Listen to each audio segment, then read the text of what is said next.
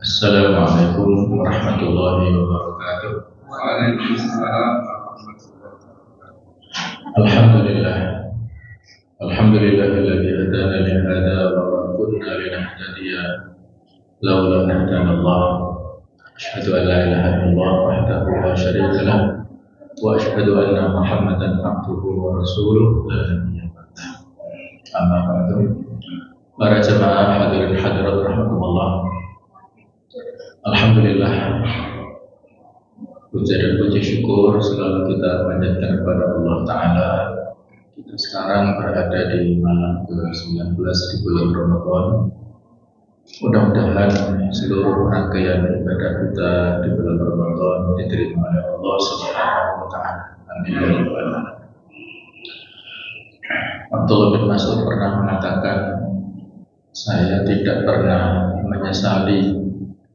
Yang saya sesali adalah ketika matahari terbenam sementara usiaku berkurang dan amal solehku tidak bertambah.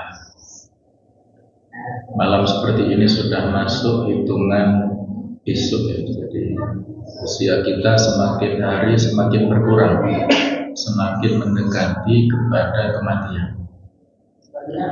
Hasan al-Basri mengatakan, ya bani Adam innama anta ayyam, wahai anak Adam, manusia semuanya, engkau itu tidak lain adalah bilangan hari-hari. Idza dhahaba yaumun dhahaba ba'du. Kalau sebagian hari itu telah terlewat, maka sebagian dirimu itu hilang. Waktu yang sudah terlewat hilang, tidak mungkin kembali lagi. Hari ataupun jam, menit, bahkan detik yang sudah kita lewati tidak mungkin bisa kembali lagi. Kemudian Ibnu Qayyim al-Jauziyah mengatakan, idza aradallahu fil 'abdi khairan a'anahu bil waqt. Jika Allah menghendaki kebaikan kepada seorang hamba, maka Allah menolongnya dengan waktunya. Wa ja'ala waqtahu musa'idan lahu. Allah jadikan waktu ini membantunya. Wa idza arada bihi syarran ja'ala waqtahu alaihi. Kebalikannya, orang yang Allah jadikan atau Allah inginkan keburukan, maka waktunya ini menjadi beban atasnya. Wa nakatahu waktunya menjadi pelit.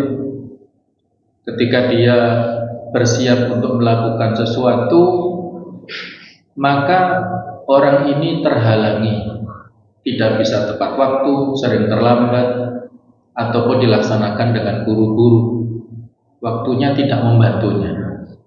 Kebalikannya, kalau jenis orang yang pertama, Allah yang kehendaki baik kepada orang ini, apabila dia bermaksud untuk beristirahat ataupun bermalas-malasan, aqamahu waktunya itu membuat dia bangkit, semangat kembali.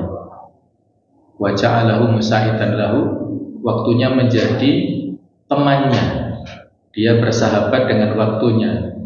Nah, itulah jamaah sekalian, kita punya pilihan, apakah kita berharap supaya Allah menginginkan kebaikan kepada kita sehingga kita bisa bersahabat dengan waktu, ataukah kebalikannya. Oleh karena itu, di Ramadan ini menjadi tempat ataupun waktu yang tepat bagi kita untuk bermuhasabah. Kita evaluasi selama ini pada pertengahan yang kedua ini, sudahkah kita mencapai target-target yang sudah kita rencanakan dalam hal tilawahnya, dalam hal sedekahnya, amal-amal soleh yang lain. Masih ada kesempatan kita mengejarnya, insyaallah di sisa Ramadan yang berikutnya, yang hari-hari berikutnya. Nah, supaya kita memiliki semangat untuk selalu beribadah, para ulama memberikan beberapa kesimpulan ataupun kiat ya, supaya kita bisa memiliki semangat dalam beribadah. Poin pertama, kedua, dan tiga ini ada di surah Al-Lail. ayat 5, 6, dan 7. Ayat ini dibacakan Rasulullah pada saat di pemakaman Baqi. Beliau selesai menguburkan seorang sahabat yang meninggal. Beliau berbicara dengan para sahabat.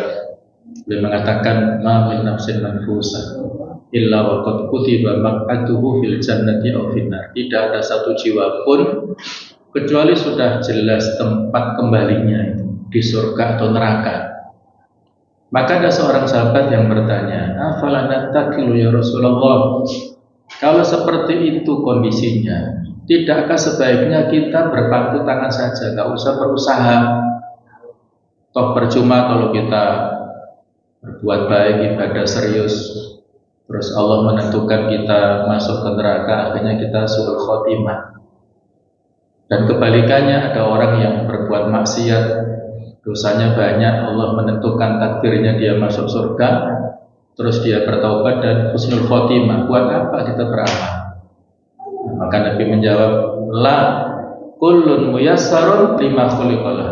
Jangan begitu. Setiap orang itu dimudahkan untuk menempuh takdirnya sendiri-sendiri. Orang-orang yang mendapatkan kebahagiaan, calon-calon penghuni surga itu dimudahkan untuk menempuh jalan ke surga.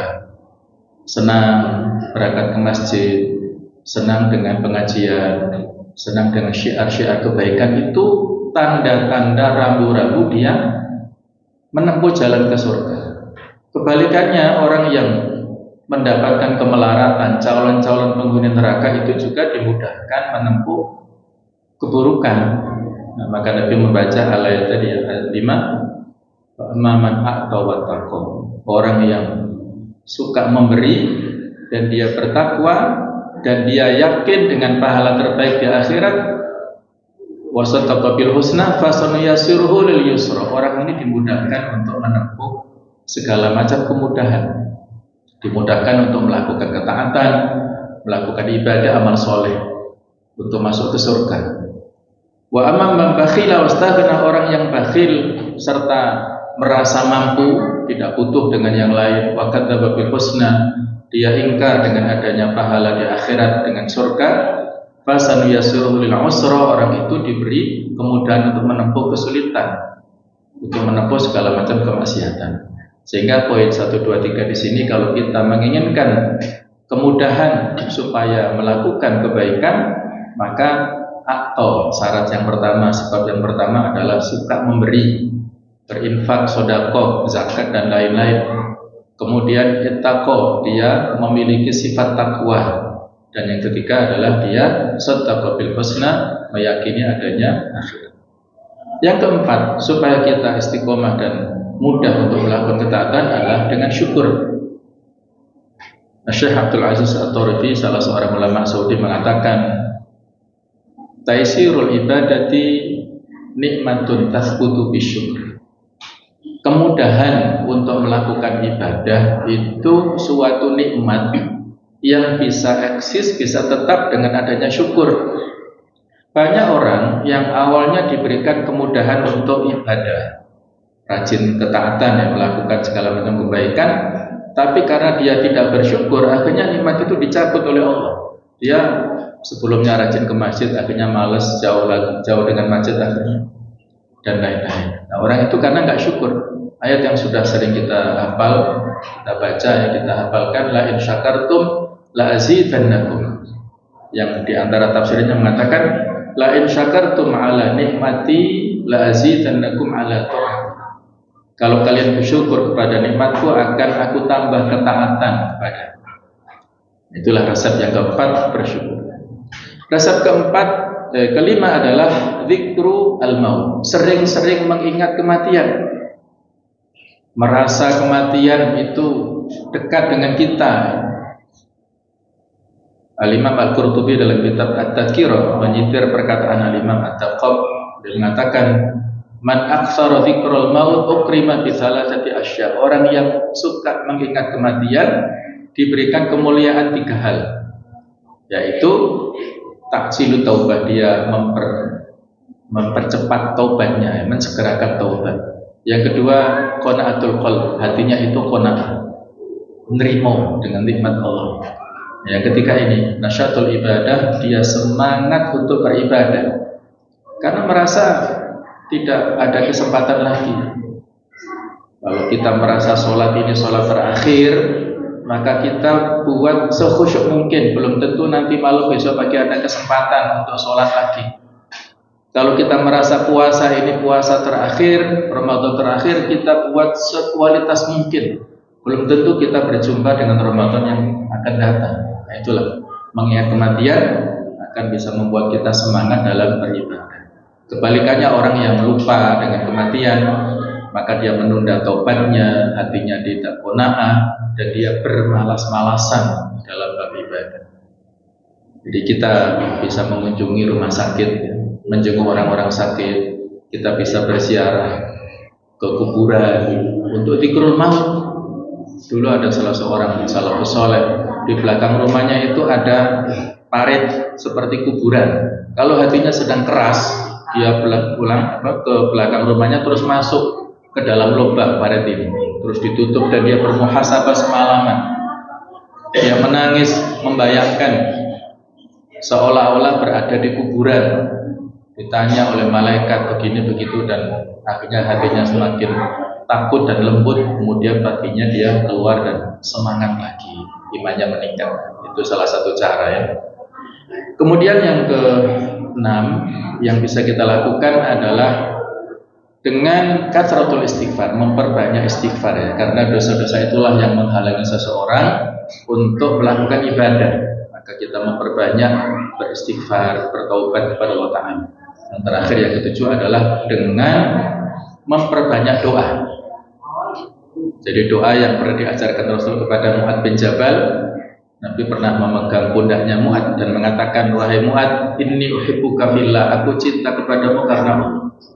Maka jangan tinggalkan setelah sholat fardu sebuah doa yang insya Allah kita semua sudah hafal ya. Allahumma inni ala dzikrika wa syukrika wa husni ibadatik. Ya Allah, tolonglah aku untuk berzikir kepadamu, mensyukurimu, dan menjadi hamba yang terbaik, beribadah yang baik.